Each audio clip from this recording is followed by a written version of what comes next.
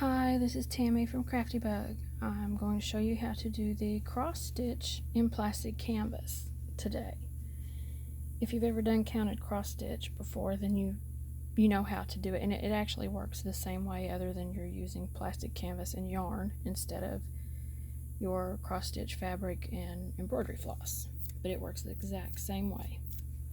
And if you're not familiar with cross stitch, then I will show you how to do that right now. You can see the diagram, and I will actually do it now and show you for our visual learners. Slide that up here. So it's going to work the same way, just like you're doing regular counted cross stitch. You will come up at 1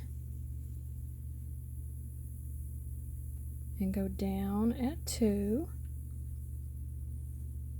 And in this diagram, it shows you just coming right back up at 3 and then crossing back over at 4. That is how you do a cross stitch.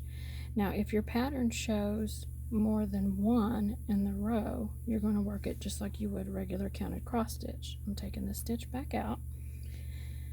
So you come up at 1, go down at 2, then I came back up at 3. But to continue across the row, I will go down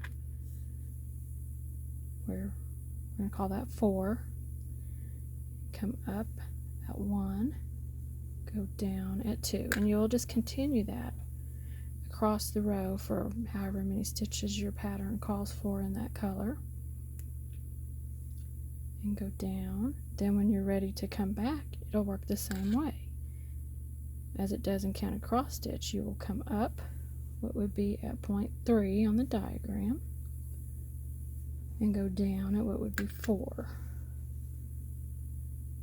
and come back up the bottom and go down, up the bottom, and you're crossing over the previous stitch and back down. And that is how you do the cross stitch in plastic canvas. And that's what it looks like. Of course, my yarn is pretty thick. Your pattern may call for a little thinner yarn, or you may separate the plies if your pattern calls for that. Sometimes they do.